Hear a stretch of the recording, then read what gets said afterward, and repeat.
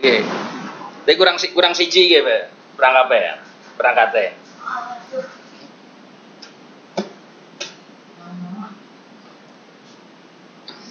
Oke. Mulai ya. Ya, mulai. Hah? Ya, nggak apa-apa, Pak. Mulai aja, Pak. Oke, nggak apa-apa, mulai aja. Ya.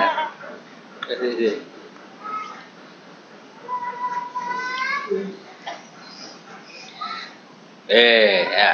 Assalamualaikum warahmatullahi wabarakatuh. Kita membahas tentang suaranya jelas ya?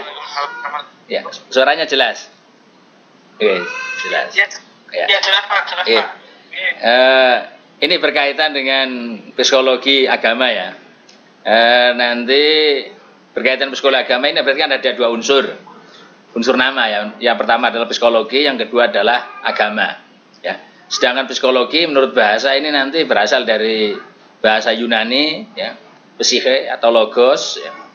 Dan psike juga yang artinya juga jiwa. Sedangkan logos nanti artinya adalah ilmu pengetahuan, sehingga psikologi adalah ilmu pengetahuan yang membahas tentang kejiwaan seseorang atau manusia ya. Nanti ya, berarti cara penaknya berarti ilmu pengetahuan yang membahas tentang kejiwaan manusia atau orang ya, siapa saja nanti yang akan dikaji. Nah ya, ini nanti. Jadi ya ilmu ini nanti akan menyinggung dan membahas tentang kejiwaan baik ya, tentang macam-macam gejala, proses maupun latar belakang daripada psikis atau kejiwaan seseorang. Ini kalau secara bahasa. Ya. Sehingga kemudian dikembangkan secara etimologi, secara sistematik ilmiah nanti mengandung arti ilmu tentang jiwa. Ya.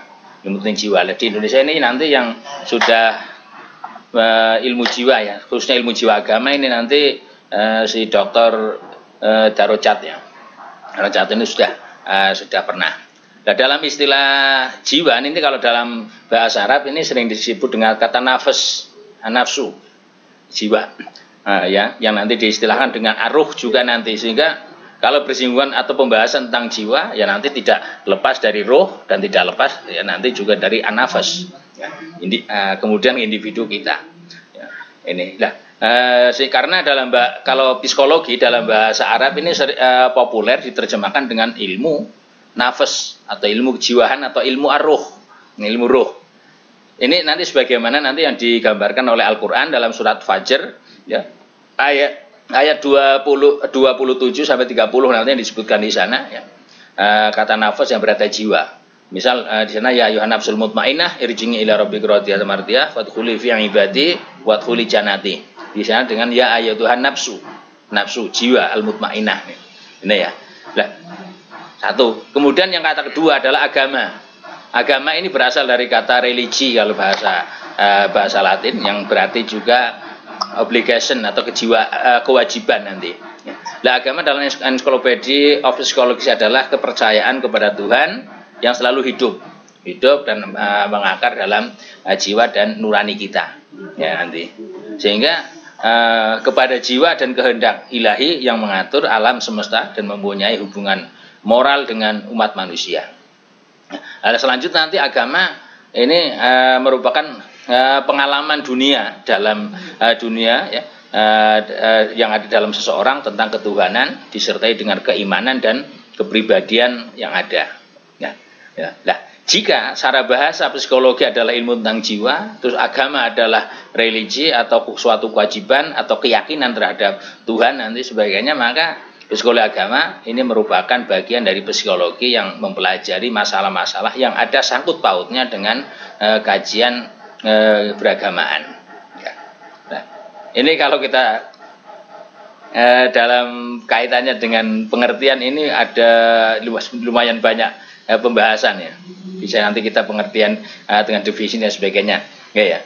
Kita langsung ke pengertian psikologi agama nanti. Ya. Jadi pengertian psikologi agama menurut etimologi ya, ini terdiri dari dua, yaitu tadi psikologi dan agama. Yang menurut bahasa psikologi berasal dari Yunani tadi, psike dan logos. Ya.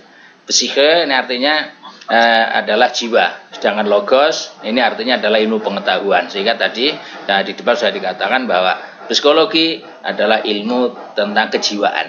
Ya. Nah, sehingga nanti orang yang merenovasi orang yang menjadi bengkel jiwa ya nanti psikiater ya. Ini ya, jadi ilmu-ilmu banyak nanti ilmu-ilmu yang mempelajari tentang jiwa dan kejiwaan, baik mengenai macam-macam gejala, proses maupun latar belakang daripada jiwa seorang, ini nanti masuk dalam wadah psikologi itu. Ya, sehingga secara etimologi psikologi tadi dikatakan sudah di depan ilmu tentang jiwa. Nah, dalam Islam disamakan dengan kata nafs tadi ya, dengan landasan surat Fajr mulai dari ayat 27 sampai ayat 30. Nah, sedangkan religi tadi ya, adalah obligation atau kewajiban. Ya, sehingga nanti agama ini merupakan kepercayaan kepada Tuhan yang selalu hidup dalam hati kita ya, dan kepada jiwa dan kehendak ilahi yang mengatur alam semesta. Kita menyematkan keyakinan itu semua. Ini ya. Nah, pengertian psikologi agama menurut terminologi nanti ya. Jadi psikologi agama menurut terminologi sebagaimana yang didefinisikan ya nanti adalah cabang psikologi yang meneliti dan mempelajari tingkah laku manusia dalam hubungannya dengan pengaruh keyakinan terhadap agama yang dianutnya serta dalam kaitannya dengan perkembangan usia masing-masing. Upaya tersebut dilakukan melalui pendekatan psikis. Nah, sehingga nanti psikologi agama ini merupakan suatu kajian yang empiris atau ya dunia pengajian yang nyata, ya,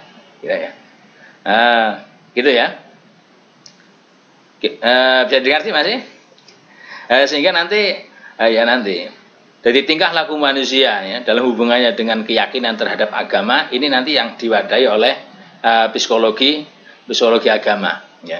Nah, tentunya nanti berkaitan dengan agama atau keyakinan ini sesuai dengan keyakinan kita ya, keyakinan yang ya sesuai keyakinan kita. Ya, karena ini agama ya, karena agama masing-masing.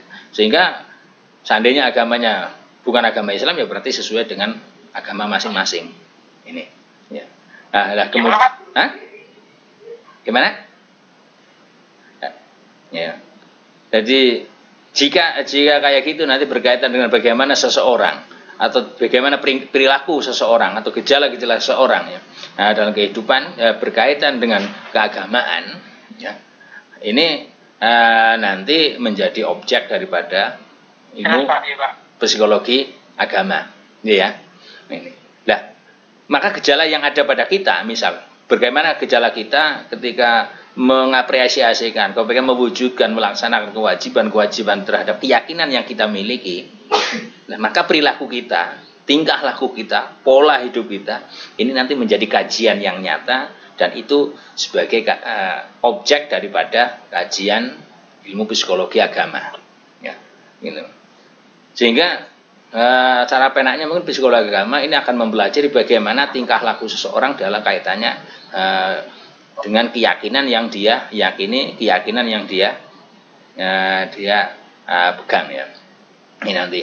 Nah, sedangkan menurut Jamaluddin Ansor ya, ini nanti psikologi agama ini adalah ilmu yang berbicara tentang manusia ya, terutama masalah kepribadian manusia yang nanti yang bersifat filsafat, teori, metodologi, pendekatan problem yang nanti yang tentunya dengan didasari oleh format Islam, karena ini bersinggungan dengan kita yang mana agama kita adalah agama Islam. Ketika agama yang dianut oleh seorang bukan Islam ya berarti nanti sesuai dengan format agama yang bersangkutan dengan peyakinnya gini nanti. Tapi karena kita ya maka kita sesuaikan dengan format agama Islam yang tentunya sebagai landasan pokok adalah Al-Quran dan hadis, kemudian dibantu oleh akal ya, nanti akal itu dikembangkan oleh ijma ya, dan kemudian kias ya. Kias dan juga termasuk nanti indra dan intuisi, yang mana indra ini juga memiliki kecerdasan apabila selalu kita olah ini nanti ya. Nah, selanjutnya nanti ya, karena sebagai psikologi agama ini sudah berdiri sebagai ilmu yang memiliki otonom, maka psikologi agama ini nanti tentunya memiliki lapangan yang menjadi bidang penelitian ya. Dan yang diteliti oleh agama nanti secara harfiah nanti tentunya ya nanti psikologi agama ini memiliki dua kajian atau dua medan besar. Yang pertama adalah nanti yang menjadi kajian daripada psikologi agama adalah pertama nanti tentang jiwa itu sendiri, dan yang kedua adalah mengkaji tentang agama. Lah, kenapa medan utamanya adalah jiwa? Karena psikologi ini adalah ilmu tentang jiwa, maka tentunya yang dikaji adalah jiwaan itu. Nah, sedangkan kenapa psikologi nanti akan mengkaji atau memiliki objek terhadap agama? Karena ini kan psikologi agama. Maka ada dua itu yang menjadi margin daripada nanti ruang lingkup yang akan dikaji oleh psikologi agama ya nanti. Ya. Nah, meskipun nanti pada perkembangan selanjutnya nanti ada atau para penelitinya nanti memiliki batasan-batasan tertentu, tapi itu tentunya tidak lepas dari dua sentral, yaitu jiwa sebagai sumber dari psikologi dan keagamaan atau kajian tentang agama yang menjadi kajian daripada agamanya itu. Ini ya nanti. Nah, bisa jadi nanti proses-proses kejiwaan manusia yang dihayati secara sadar dalam kondisi normal ini juga nanti bisa menjadi kajian psikis. Ya. Nah, sehingga nanti kemudian perkembangannya dalam fikih, kenapa orang yang di luar alam sadar atau tidak dalam batas kenormalan ini nanti perilakunya ini tidak bisa dihukumi. Ya, sehingga nanti misalnya ada seorang yang tertidur pulas, ngelindur kemudian mengambil barang seseorang. Ini kalau memang benar-benar dalam kondisi tidur, ini cara fikih agama ini tidak terkena hukum. Karena itu berada di luar wilayah agama. Satu, yang kedua juga psikisnya juga tidak bisa dikontrol, karena ketika itu kejiwaannya ini tidak berada dalam alam sadar. Ini ya, nanti. Nah, kemudian nanti pada perkembangannya yang perlu kita ingat adalah bahwa kita sebagai manusia ini memiliki norma-norma kehidupan yang luhur dan yang berperadaban. Nah, ini yang harus juga kita pertahankan untuk membentengi atau untuk menggaris luar daripada psikologi, sehingga nanti psikologi agama kita juga tidak lepas dari norma-norma sosial, karena tentunya agama dan juga kejiwaan ini juga masuk dalam ruang lingkup sosial. Kenapa? Karena kita sebagai orang yang memiliki jiwa, kita sebagai orang yang memiliki keyakinan, ini adalah salah satu daripada masyarakat atau salah satu bagian daripada sosial ini nanti ya. Nah, sehingga nanti kalau kayak gitu, jadi misalnya psikologi agama ini objek besar pokoknya adalah tentang kejiwaan, dan yang kedua adalah tentang agama atau keyakinan, maka nanti psikologi agama ini tidak akan membahas dan tidak menyangkut tentang akidah. Ini nanti Sunni atau tidak, Mu'tazilah atau bukan, terus Syiah atau bukan, ini bukan wilayah daripada psikologi agama, ya. Karena apa? Itu sudah wilayah akidah. Yang penting adalah misalnya bagaimana perilaku saya terhadap keyakinan saya yang kemudian muncul dalam kehidupan sehari-hari, itu yang menjadi kajian daripada psikologi agama. Sedangkan keyakinan saya apa? Ini bukan wilayah psikologi agama. Ini yang perlu kita pegang dan perlu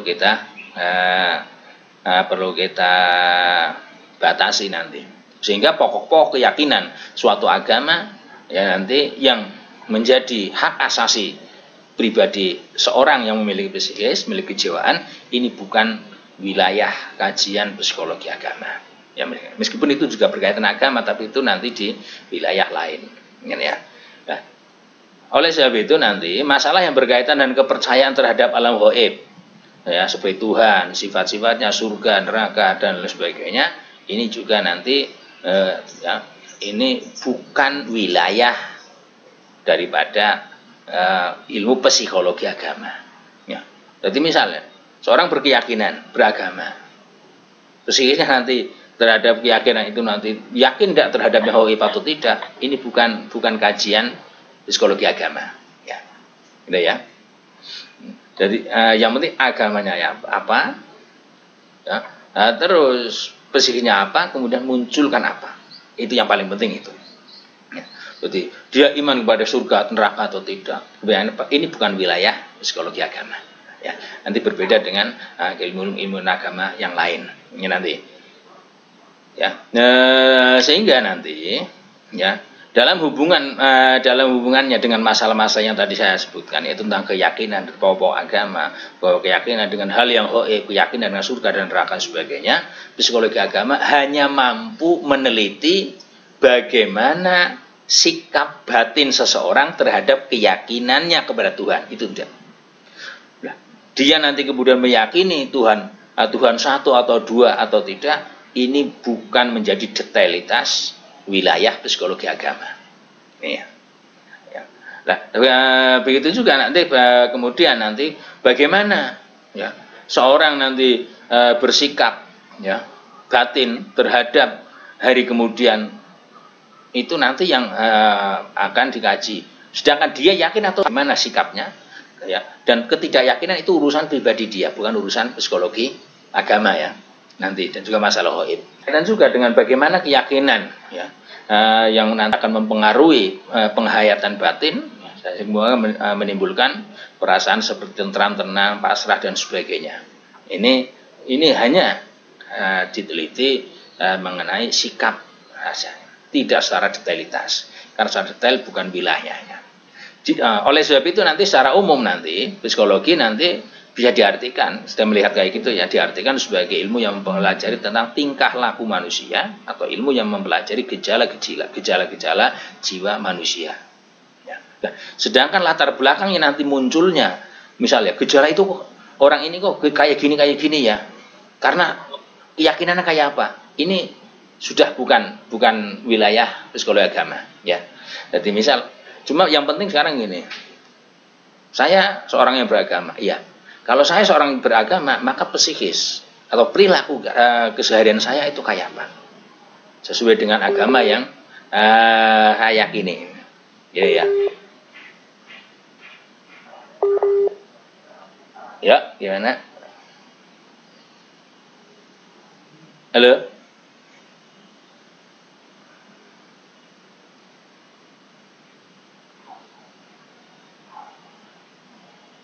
Halo? Nih.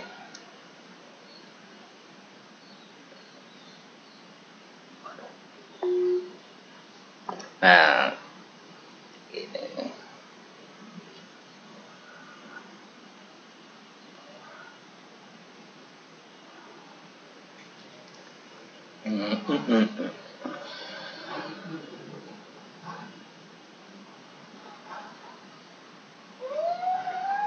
Halo.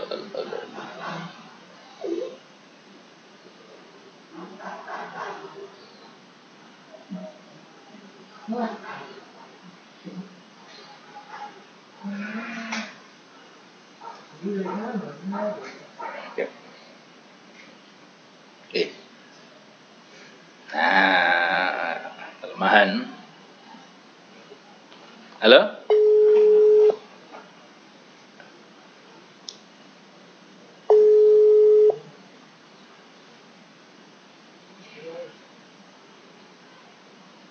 Halo, lanjut ya. Nah ini, sinyalnya ada putus-putus ya. Oke, psikologi agama menurut beberapa ahli nanti ya. Ya. Pertama, psikologi menurut beberapa ahli. Yang pertama nanti. Ya, karena ini kita kembali ke psikologi secara umum ya. Jadi secara umum psikologi diartikan sebagai ilmu yang mempelajari tentang tingkah laku manusia atau ilmu yang mempelajari gejala-gejala manusia. Oleh sebab itu nanti kembali hanya ke psikologi, ya, psikologi. Ini menurut ya Dr. Singgih, ya, menurut Dr. Singgih Dirga Gunarsa, psikologi ini ilmu yang mempelajari tentang tingkah laku manusia. Kalau menurut Plato dan Aristoteles, psikologi adalah ilmu yang mempelajari tentang tentang hakikat jiwa serta proses sampai akhir ya. Nanti proses dari hakikat jiwa itu. Dan menurut Clifford nanti ya Margon, psikologi adalah ilmu yang mempelajari tentang tingkah laku manusia atau hewan. Menurut Sumardi, MSc, nanti psikologi agama adalah ilmu yang meneliti dan mempelajari sikap serta tingkah laku manusia sebagai gambaran dari gejala jiwa yang berubah, yang berada di latar belakangnya. Nanti menurut Richard, ya nanti psikologi agama adalah ilmu tentang tingkah laku pengalaman manusia. Kalau menurut Jalaluddin, melalui Jalaluddin, ya, nanti Psikologi agama ini apa ini? Ya, psikologi agama nanti adalah ilmu yang mempelajari gejala jiwa manusia ya, yang normal, dewasa dan beradab. Ini psikologi. Sedangkan agama sekarang nanti. Kalau agama menurut kamus besar adalah sistem yang mengatur tata keimanan atau kepercayaan dan kepribadian kepada Tuhan Yang Maha Esa serta tata kaidah yang berhubungan dengan pergaulan manusia dan manusia ya. Pergaulan manusia dengan manusia serta pergaulan manusia dengan lingkungannya. Dengan kata lain nanti agama adalah tata yang mengatur keimanan, kepercayaan ya, serta peribadatan kepada Tuhan Yang Maha Esa, hubungan manusia kepada Tuhan, hubungan manusia kepada manusia sendiri dan hubungan manusia kepada lingkungannya. Ini ya. Kenapa? Karena kata agama ini kalau kita ambil bahwa agama adalah berasal dari bahasa Sanskerta, ini agama nanti ya bisa diartikan sebagai tradisi. Sedangkan kata lain untuk menyatakan konsep ini nanti adalah sering disebut dengan religi. Ini bahasa Latin ya, bahasa Latin dari religio yang berakar pada kata kerja re dan relig, yang berarti mengikat kembali. Ya maksudnya dengan berreligi seorang ini mengikat dirinya kepada Tuhan. Ini nanti ya. Ini agama secara bahasaan nanti. Ya. Meskipun nanti kalau menurut Durkheim, ya, Emil Durkheim ini mengatakan bahwa agama adalah suatu sistem yang terpadu, yang terdiri atas kepercayaan dan praktik yang berhubungan dengan hal yang suci. Ya. Ini. Nah, cuma menurut Heru Nasution ini beliau mengartikan bahwa agama ini berasal berdasarkan asal kata yaitu adin atau religi ya, dan agama. Nah, dalam bahasa Semit adin ini berarti undang-undang atau hukum, dan dalam bahasa Arab agama atau din ini artinya adalah hukum, ikatan dan peraturan. Dan dalam bahasa Latin, kata religi ini berarti mengumpulkan dan membaca, yang kemudian nanti menjadi kata religare ya, tulisannya religare yang nanti berarti mengikat. Nah, agama kalau kayak gitu agama ini kemudian menjadi suatu ikatan yang harus dipegang dan dipenuhi oleh manusia. Nah, ikatan ini adalah kekuatan yang nanti yang lebih tinggi dari manusia yang tidak dapat ditangkap oleh keduanya, namun mampu mewarnai dan mengikat kehidupan keduanya. Ini agama ya. Jadi seolah ikatan batin atau ikatan ghaib dalam agama. Ya. Kemudian lanjut menurut Harun Nasution, agama oleh sebab itu karena nanti agama adalah memiliki ikatan ya, yang terlihat tapi bisa mewarnai kehidupan seorang, maka nanti menurut Hasan agama ini harus memiliki 4 aspek pokok. Yang pertama adalah kekuatan ghaib karena mengikat dan tidak bisa ditangkap oleh kedua yang punya ikatan itu, maka agama harus punya kekuatan ghaib. Yang kedua harus ada keyakinan terhadap kekuatan ghaib agama. Yang ketiga harus ada respon. Dan yang keempat ini harus ada paham adanya hal yang kudus. Nanti 4. Sehingga nanti ya pertama tadi cara harus agama ini harus punya 4 aspek, kekuatan ghaib, keyakinan terhadap kekuatan ghaib, respon dan paham terhadap yang kudus. Ya. Nah kalau menurut Robert Thales ya. Jadi ini beliau menunjukkan bahwa agama ini berpusat pada Tuhan atau dewa-dewa sebagai ukuran yang menentukan yang tak boleh diabaikan. Ya, ini nanti. Nah ini nanti kemudian si Robert ini akan mendefinisikan bahwa agama adalah sikap atau cara penyesuaian diri terhadap dunia yang mencakup acuan dan kemudian menunjukkan lingkungan lebih luas daripada dunia fisik yang terikat ruang dan waktu nanti. Ini ya. Nah, ini yang kemudian nanti bisa dikelompokkan dengan dunia spiritual. Ya. Itu masih pengertian satu persatu. Sehingga kita masuk ke pengertian psikologi agama nanti, ya. Psikologi agama tadi di awal sudah bahwa ada dua unsur pokok yang ada, yaitu psikologi dan agama. Kalau psikologi tadi di awal kita sudah sebut bahwa ilmu jiwa atau ilmu yang mempelajari gejala jiwa manusia yang normal, dewasa dan beradab. Nah, kemudian kalau agama ini berasal dari kata din yang kemudian secara enaknya adalah agama ini bisa diartikan sebagai undang-undang, bisa diartikan hukum, bisa diartikan religi, ya. Ini nanti yang kemudian agama ini menuntut, kalau kita melihat kepada bahasa Latin, maka agama ini menuntut untuk kita mampu mengumpulkan dan kita mampu membaca. Ini nanti, ya. Dan yang tentunya tidak hanya membaca tulisan, tapi juga membaca fenomena, membaca ayat-ayat alamnya ini nanti. Ini kalau religi mengambil arti yang mana religi berasal dari bahasa Latin, ya. Ini nanti. Dan ada kata agama, kalau dari bahasa kita ada yang mengatakan bahwa agama ini terdiri dari kata a dan gama, ya. Ya. Kalau gama ini bisa diartikan pergi, yang berarti ya tetap di tempat atau diwarisi turun temurun. Karena a itu tidak, gama ini pergi. Sehingga agama bisa diartikan adalah hal yang tidak pernah lepas, hal yang selalu ada, hal yang bisa diwarisi turun menurun. Nah, kemudian kalau melihat pengertian-pengertian di atas, psikologi agama ini meneliti dan menelaah kehidupan beragama pada seseorang yang mempelajari nanti beberapa, ya, dan mempelajari berapa besar pengaruh keyakinan agama itu dalam sikap dan tingkah laku serta keadaan hidup pada manusia. Ini nanti yang menjadi tugas psikologi agama. Kembali lagi, ya. Jadi dari mana ya? Jadi kembali lagi, tugas atau fungsi psikologi agama ini nanti menelaah, meneliti, ya, tentang kehidupan beragama masing-masing kita.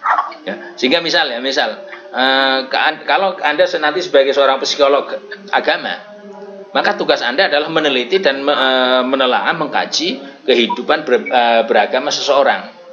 Ya, nanti yang kemudian mempelajari seberapa besar pengaruh agama itu terhadap psikis yang memunculkan perilaku dan sikap dalam kehidupan sehari-hari. Lah, jika kayak gitu maka cara penaknya, misal bagaimana saya ketika hidup atau saya bagaimana pergaulan saya dengan masyarakat sekitar. Lah, ini sesuai atau tidak dengan keyakinan saya. Ini nanti yang mengkaji adalah psikologi agama, ya. Nanti, tingkahnya kok kayak gini. Loh, keyakinannya kayak apa sih? Keyakinannya tidak begitu kuat. Pantas psikisnya muncul kayak gini misalnya. Dengan kata lain nanti jadi ketika gejala kejiwaan kita, perilaku kehidupan kita, pergaulan kita dengan masyarakat ini, ya, semakin kuat karena semakin kuat dan semakin mengakarnya agama yang ada pada diri kita, maka itu sudah bagian daripada daripada psikologi agama yang menunjukkan bahwa agama kita secara psikis ini sudah tidak diragukan lagi. Ini. Nah, sedangkan kalau menurut Profesor Dr. Zaki Adarojat nanti dalam ilmu jiwa agama, beliau mengatakan bahwa psikologi agama ini nanti bertugas meneliti, menelaah kehidupan beragama pada seseorang dan mempelajari berapa besar pengaruh keyakinan agama itu dalam sikap dan tingkah laku serta keadaan hidup pada umumnya. Ini nanti, ya. Sehingga nanti yang dipelajari, kalau kayak gitu yang dipelajari oleh psikologi agama ini adalah pertumbuhan, perkembangan jiwa agama pada seseorang. Dengan kata lain nanti kalau tentang psikologi agama kita, ya nanti bagaimana nanti perkembangan, pertumbuhan, ya, nanti dari jiwa kita dalam kaitannya dengan agama kita, ini ya. Ini nanti. Ini selanjutnya berkaitan dengan manfaat psikologi agama dalam belajar mengajar sekarang kira-kira. Yang pertama kalau ya jadi termasuk ini belajar mengajar. Bagaimana ketika manfaat psikologi agama berkaitan dengan dakwah atau upaya menyiarkan melakukan penyiaran agama atau penyiaran Islam, ini kan juga termasuk bagian daripada proses belajar mengajar. Ya. Maka ini juga sana masuk. Ya. Nah, nanti paling tidak nanti berkaitan dengan ya psikologi agama, khususnya berkaitan dengan proses transfer knowledge atau transfer keilmuan, ini nanti paling tidak memiliki beberapa manfaat. Yang pertama adalah menanamkan cara berpikir positif terhadap anak.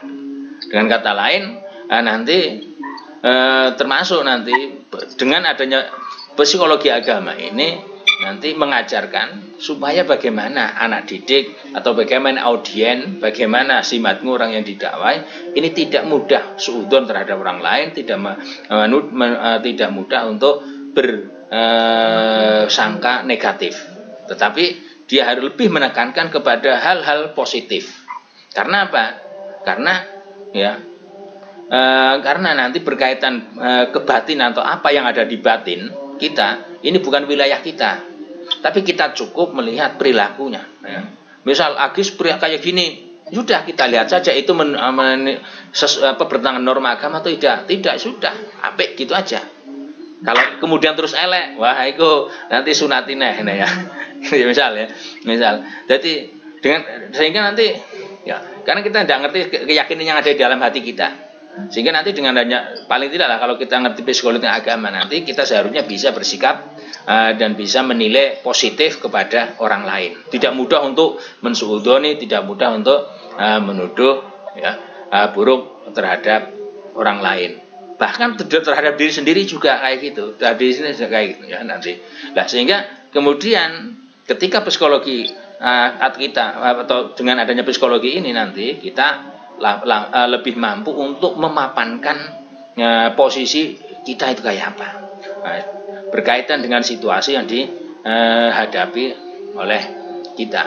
Sehingga misal orang-orang katanya punya agama ketika putus cinta aja terus kemudian stres, gantung diri di bawah pohon kenci misalnya. Nah ini menunjukkan adanya psikis keagamaannya ini masih labil, belum kuat. Kemudian kita melihat adanya orang yang mudah menuduh orang lain, selalu menuduh negatif orang lain. Ini menunjukkan bahwa psikis keagamaannya dia masih labil. Ya.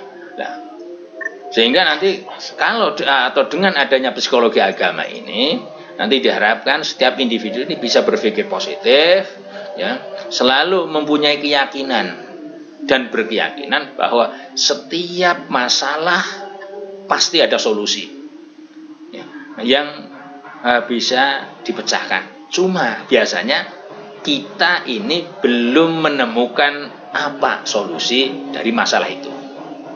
Ya. Sebab itu nanti kira-kira biar ini Mas Agis apa masyarakat ini. Sehingga kalau kayak gitu berarti cinta ditolak dukun bertindak itu suatu solusi. Ya, ini bisa jadi. Pokoknya yang jelas nanti ketika kita sudah memiliki bekal keagamaan yang kuat, ini yang jelas setiap masalah yang kita hadapi kita harus punya keyakinan mesti ada jalan keluar. Cuma apa jalan keluar itu yang belum kita ketahui, sehingga itu yang perlu kita cari. Ya, tidak boleh seorang yang beragama secara psikis ini kemudian terus kayak gini, terus stres. Terpelanting, tidak boleh. Ini manfaat yang pertama daripada psikologi agama berkaitan dengan dunia pendidikan atau transfer pengetahuan. Yang kedua, ini nanti menanamkan kecerdasan kreatif pada anak. Kreatif. Loh, kenapa kayak gitu? Ya, karena dari segi psikis nanti kreativitas itu bisa ditinjau dari berbagai sudut pandang nanti. Ya. Juga kreativitas juga mampu ya dengan adanya kreativitas ini ya, menurut Triantoro ini dengan adanya kreativitas ya, ini kita harus mampu atau memiliki kemampuan untuk berpikir ya, berbeda dalam berbagai sudut pandang yang fleksibel dan variasi. Dengan kata lain cara PNL. ketika kita dihadapkan suatu masalah, misal ini maftuhah ndak masuk ya, ndak keton. Misal ada hakis, raka, maftuhah, muhasona. Ini datang di suatu tempat dihadapi sambel. Ini tentu setiap Anda masing-masing berempat ini punya sudut pandang solusi bagaimana menghadapi sambel. Lah, kalau misal saya tidak senang sambel, bagaimana solusi atau kita menjawab, bagaimana kita memecahkan masalah kalau kita memang disuguhi sambel? Ya terus kemudian kita tidak usah menjelek-jelekan orang yang menyuguhi sambel.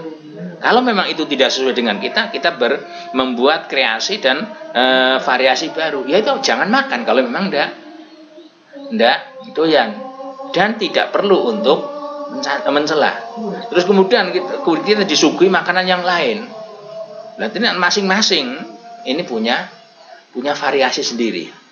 Termasuk dari cara makan dan sebagainya. Nah, inovasi dan kreasi kecerdasan kayak gini ini seharusnya muncul setelah kita mengetahui psikis dan keagamaan kita, sehingga kita tidak monoton, kita tidak menghadapi suatu masalah kalau ke ini harus kayak gini, kalau tidak. Ini bukan sikap yang benar menurut kacamata psikologi agama. Ini ya. Oleh sebab itu, misal kalau misalnya ujian kok harus nyontek yang variasi dan fleksibel.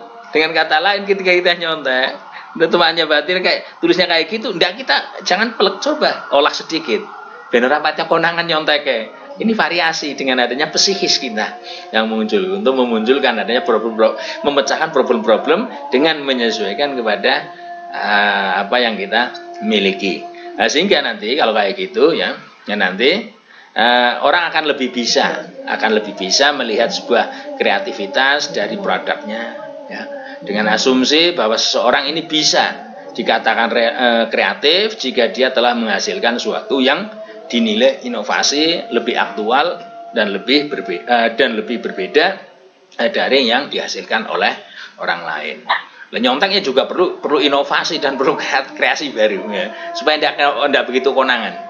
Yang kedua, yang ketiga nanti berkaitan banget psikologi agama. Ini nanti menanamkan kecerdasan emosional ya pada anak. Jadi dengan psikologi agama nanti kecerdasan emosional ini akan muncul ya. Karena secara garis besar nanti jadi ya intelijensi atau ya ini nanti berisi kualitas dan pondasi positif sebuah pribadi yang nanti bersifat interpersonal dan ekstrapersonal. Nanti berkaitan interpersonal dan ekstrapersonal nanti kemudian akan dibahas di ilmu komunikasi, nanti komunikasi interpersonal, komunikasi ekstrapersonal atau antarpersonal sebagainya nanti. Tapi intinya itu nanti. Lah, kualitas tersebut ini nanti adalah berupa empati, berupa ungkapan dan pemahaman terhadap perasaan, memiliki pengendalian terhadap amarah, memiliki nanti akan berupa kemandirian, kemampuan menyesuaikan diri, disukai, kemampuan memecahkan masalah pribadi, terus nanti ketekunan, kesetiakawanan dan lain sebagainya. Ini manfaat ketiga daripada psikologi agama. Sehingga nanti akan muncul kesetiakawanan, ya, keramahan dan adanya sikap hormat terhadap orang lain. Ini dengan adanya psikologi agama yang akan tertanam dan mencerahkan emosional pada anak. Sedangkan manfaat psikologi agama yang keempat ini nanti akan membangun kecerdasan spiritual anak. Ya. Jadi kecerdasan spiritual anak ini akan dibangun melalui adanya psikologi agama. Ini nanti. Nah, kenapa kayak gitu? Karena kecerdasan spiritual individu ini dapat dilihat dari bagaimana praktek dan aplikasi keagamaan individu ya terinternalisasi dan menyatu dalam kehidupan. Nah, ketika nanti aplikasi dan praktek keagamaan ini sudah mengalir dalam kehidupan kita mau melakukan suatu nilai agama atau sesuatu yang dinilai positif secara agama, kita sudah tidak pikir langsung. Nah, sehingga itu nanti kemudian bisa dikatakan sebagai akhlak nanti. Ya, sudah tidak berpikir panjang. Misal ibarat orang ingin sedekah atau ingin infak, sudah tidak berpikir panjang ngambil rokok sak, tidak ngitung berapa dulu, nanti gimana? Sudah tidak. Ini nanti yang dibangun melalui kecerdasan spiritual. Nah, ini harus dibangun dari awal dengan mengembangkan psikis.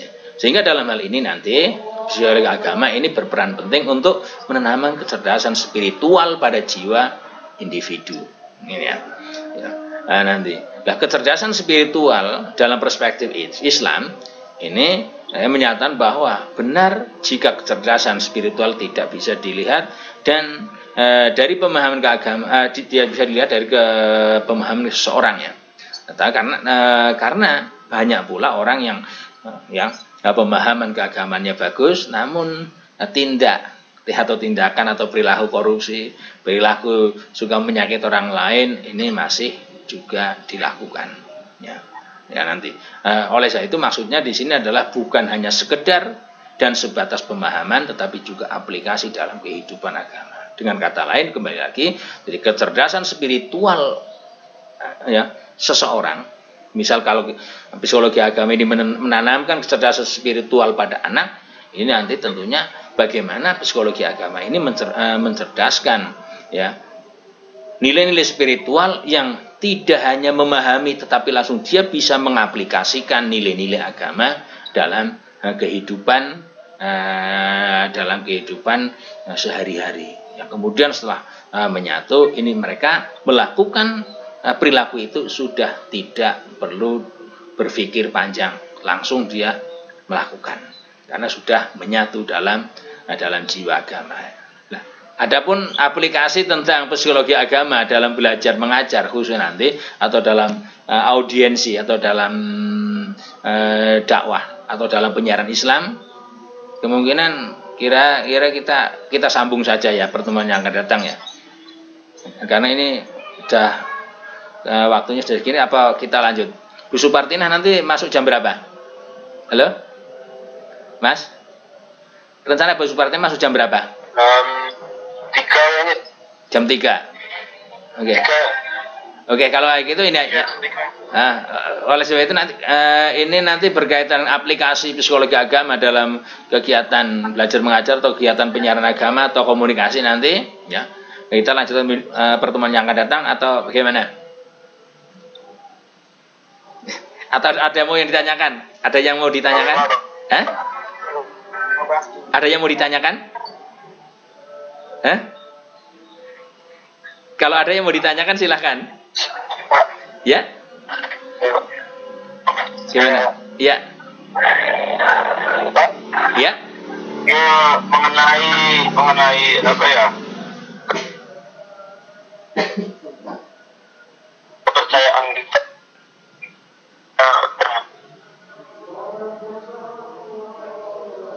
Gimana? Putus-putus? Ya. Agama kita. Ya? Khususnya mengenai itu kan banyak itu yang nggak percaya, orang nggak percaya sama doa gitu lah. Ya. Sama doa itu mereka tuh ya ada lah. Teman saya tuh pernah menanyakan benar berarti doa kita tuh langsung bisa langsung dapat kita akan juga untuk apa? Ya, itu ya. Gitu ya. Oke. Intinya ada pertanyaan itu adalah berkaitan doa ini benar atau tidak ini ya, bisa sampai atau tidak ya. Gitu? Ya. Ya, Ya sekarang gini aja. Kalau kita secara bahasa doa yang kalau dari bahasa Arab kan da'a yad'u ya.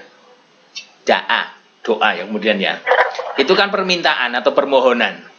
Nah, permohonan itu nanti akan sampai atau tidak, kemudian ada imbas ke kita positif atau tidak. Ini tinggal kita mintanya ke siapa. Dengan kata lain, doa dalam bahasa Indonesia kan berarti permohonan, ya. Nah, ketika kita mengajukan permohonan melalui proposal sebagainya, ada pengkabulan enggak? Ya. Itu dunia nyata ya. Lah kemudian ketika kita berdoa kepada Tuhan, ini ada pengkabulan enggak? Sebenarnya ada. Bisa ya, bisa enggak sih. Nah, ya, tapi yang jelas tetap ada respon balik daripada permohonan itu. Ada respon balik dengan proposal yang kita kirim ya. Dengan kata lain nanti proposal itu akan kembali menghasilkan sesuai yang kita inginkan atau tidak. Ini pertama adalah sesuai dengan proposal ini, sesuai dengan aturan atau tidak. Kalau sesuai dengan aturan, terus kemudian apa yang diminta ini sesuai dengan jobnya, tetap akan ada pencairan, kan gitu. Lah, jatah pencairannya harus langsung atau tidak. Lah ini yang kadang menjadi masalah. Ini dunia katon ya. Sekarang gini, kira-kira dia pernah tidak meminta sesuatu, ya, meminta sesuatu kemudian beberapa saat berikutnya atau beberapa minggu atau beberapa bulan ini kenyataan, pernah tidak orang itu? Kalau iya pernah, kenapa? Kira-kira ya, kenapa? Terus siapa? Atau itu hanya kebetulan, kan gitu? Kalau kebetulan, apakah hanya dia toh? Kalau setiap orang meminta, kemudian setelahnya nanti entah dekat maupun lama, kok kemudian menemukan hal yang sesuai dengan yang diminta, setiap orang kok kebetulan kayak gitu, saya rasa tidak masuk akal. Nah, kalau itu tidak masuk akal, jelas berarti ada pengkabulan doa dan ada ijabah doa. Oleh sebab itu, kalau kita kembali ke Al-Quran, di situ udhunguni astajib lakum, berdoalah kepada saya, maka saya akan mengabulkan kamu. Kan gitu. Sehingga ada pengabulan. Nah, berkaitan dengan Islam, ya ini sebenarnya agak bukan wilayah psikologi, tapi tidak apa-apa. Gini, dalam keyakinan Islam, ini nanti berkaitan pengabulan doa, ini ada 3. Yang pertama, doa dikabulkan sesuai yang diminta. Misal ya, ketika Tuhan saya minta uang sekian, turun uang, ini pengabulan yang sesuai dengan permintaannya. Nah, yang kedua, pengabulan doa ini kita misal Tuhan saya minta uang yang banyak sehingga sugih, tidak dikasih duit, tapi kita diberi jalan menuju sana. Misal kita memperoleh pekerjaan, misal memperoleh atau mendapatkan donatur misalnya, ini ijabah, nah? Cuma tidak wujud.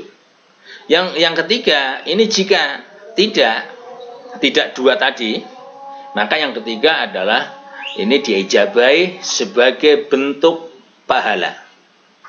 Nah, pahalanya seberapa? Ya sesuai dengan kapasitas dan bobot doanya atau yang kita minta itu. Gini lah. Nah, dengan kata lain sekarang gini, kita mengajukan proposal minta dana pembangunan desa misal. Ini juga kadang dikabulkan berupa uang, ya, kadang tidak mau uang, saya tidak mau uang, nanti Anda ribet ngurus, ya terus apa? Dah, butuhnya apa? Pembangunan desa butuhnya apa? Saya kirim material A, ada ya? Ini kan berarti yang dikabulkan juga, toh? Nah, itu yang ketiga, Anda sekarang hendak saya beri, karena ya, sekarang misal ya sudah banyak yang minta makan, nanti kalau ada proposal lagi nanti minggu depan atau bulan depan atau tahun depan, kalau Anda mengajukan proposal, saya kabulkan. Ini termasuk pengkabulan meskipun ditunda ya. Ini menurut saya berkaitan dengan doa, sehingga tidak ada istilah doa tidak pernah ditolak. Nah, dari itulah yang kemudian muncul istilah adalah doa mukhul ibadah. Doa adalah otak daripada ibadah. Kira-kira itu. Jadi terima ya. Ada pertanyaan lain? Atau nyambung yang lain nih? Ada. Hah? Lagi Pak, ada lagi. Oh ya silakan. Ya gimana? Gimana? Hah? Ada lagi? Ada lagi. Ya silakan. Enggak. Ya kalau misalnya kayak kita sebagai orang beragama ya Pak. Iya. Ya yang menyinggung perasaan orang lain, terus kayak hal-hal seperti itu, apakah itu mengurangi pahala kita atau tidak, Pak? Begitu. Oke.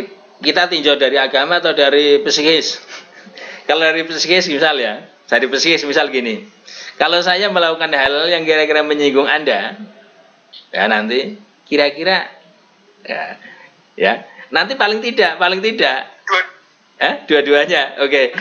Ya, sekarang gini, ya. Sekarang gini, kalau orang lain menyakiti kita, tentu kita akan kemudian menurunkan dia ke treat bawahnya sedikit toh. Dengan kata lain, orang yang pernah menyakiti kita, ini misalnya dulunya kita hormati banget, kan, menyakiti kita, ini secara otomatis kita akan menurunkan dia satu ya garis, misal barangkali ya, dengan kata lain mengurangi nilai baiknya. Kalau tidak, pasti kita nanti akan meskipun dulunya baik sebagainya, kemudian kita agak jaga jarak supaya tidak disakiti menahan gitu toh. Kalau kayak gitu berarti dia tetap punya nilai terkurangi dari sosial ya, dari sosial. Dari agama ini nanti pokoknya tidak lepas dengan adanya kira-kira tuntutan sekalian. Seandainya nanti di sana dituntut, padahal tuntutan di sana, kehakiman di sana nanti menurut keyakinan kita ini akan dilakukan saat terbuka dan di mahsyar yang begitu padang luas yang disaksikan oleh makhluk-makhluk yang lain. Nah, kira-kira ketika itu menurunkan martabatnya atau enggak di sana ya? Kira-kira ya, turun. Cara penak wirang ya bahasa kita nih. Itu di sana. Nah, di dunia bagaimana? Di dunia sama saja. Sekarang misal ada seorang yang katanya dihormati, kemudian menyakiti bawahannya, ya. Dan kira-kira bawahannya marah atau mangkel meskipun tidak berani mengungkapkan ya, atau apalagi melampiaskan. Ini tentunya dia sudah turun derajat dari segi agama. Oleh sebab itu, seandainya berkaitan dengan hal-hal yang berkaitan dengan hukum pidana, Islam membolehkan dia dituntut karena berada di trade yang lebih rendah, ya. Kan gitu. Nah, jika tidak sampai itu, ya ini agama juga boleh melakukan ya pembalasan maksimal sesuai dengan apa yang dilakukan. Nah, kalau orang itu oleh agama diizinkan untuk dibalas, berarti kan dia tentunya punya kemerosotan. Ya, satu. Yang jelas gini aja lah, mungkin ya.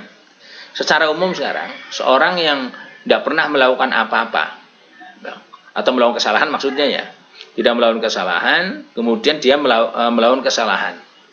Ini secara otomatis nilai kehormatannya ini akan terkikis. Ini dari tinjauan sosial ya.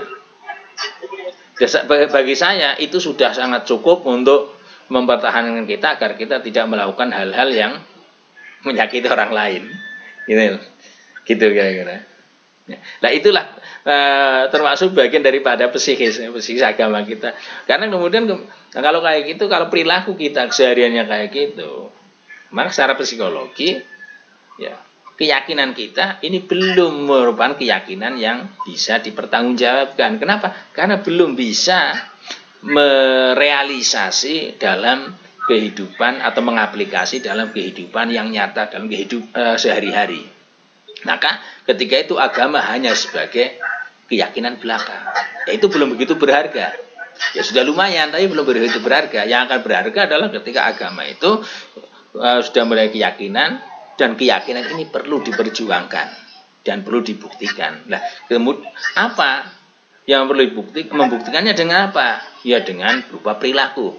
Oleh sebab itu, misal nanti kemudian di Al-Quran, orang yang memiliki predikat orang mukmin, ini orang yang beriman kepada Allah, Rasulnya, tidak ragu, Itu cukup belum cukup.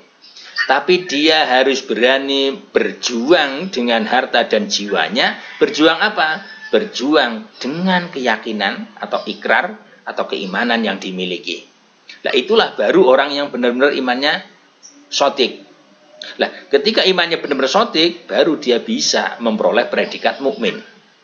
Kalau tidak salah dalam Hujurat, ya, dalam sopana saya, innamal mu'minuna alladzina amanu billahi wa rasulihi summalam yartabu. Iman kepada Allah Rasulnya, kemudian tidak meragukan, wajahadu bi amwalihim wa anfusihim fi sabilillah. Kemudian dia mau berjuang dengan harta dan jiwanya di jalan Allah yang mempertahankan agamanya itu. Nah, mereka lah orang yang sotik. Kira-kira itu ya. Itu ya. Gitu dulu atau ada lain? Gimana? Saya cukup, Pak. Cukup ya. Oke, makasih ya. Mudah-mudahan kita bisa bertemu lagi di pertemuan yang akan datang dan mudah-mudahan ada manfaatnya. Kurang lebih mohon maaf ya. Assalamualaikum warahmatullahi wabarakatuh.